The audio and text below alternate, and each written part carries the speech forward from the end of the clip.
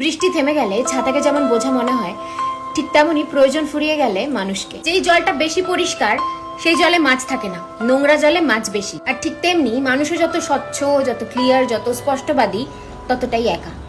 আর যে মিথ্যুক সে সবার প্রিয়। শোনো, যদি উপাস করলেই ভগবান সব থেকে খুশি হতো, তাহলে বোধহয় ভিখারিরাই সব থেকে সুখী হতো।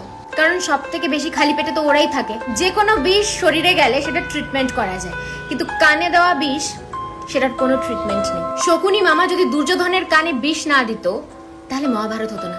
আর যদি কুজি মন্থরা কৈকেয়ীর কান না ভরতো, তাহলে শ্রী রামচন্দ্রকে 14 বছরের বনবাসেও যেতে হতো না। ইন্টারেস্টিং না? একটা জলের ফোঁটা যদি কাদায় পড়ে সেটা কাদা হয়ে যায়, আর সেই জলের ফোঁটাটাই যদি গঙ্গা জলের মধ্যে পড়ে তাহলে সেটা গঙ্গা জল। জলটা তো একই, বাট পরিবেশটা ইম্পর্টেন্ট, যে তুমি কখন কার সাথে মিশছো। দেখতে তো দুজনেই কালো, কিন্তু আওয়াজ বের করলে বোঝা যায় যে কে কাক আর কে কোয়েল। ঠিক সেরকমই মানুষের স্বভাব আর ব্যবহার দেখে বোঝা যায় যে কে আসল শিক্ষিত আর কে মূর্খ।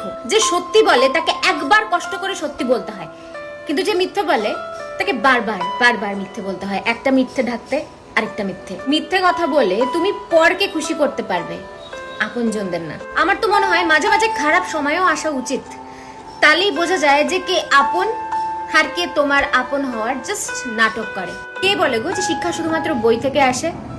মানুষ আর জীবন যে শিক্ষা দেয় সেটা কোনো পাঠ্যপুস্তক দিতে পারে না।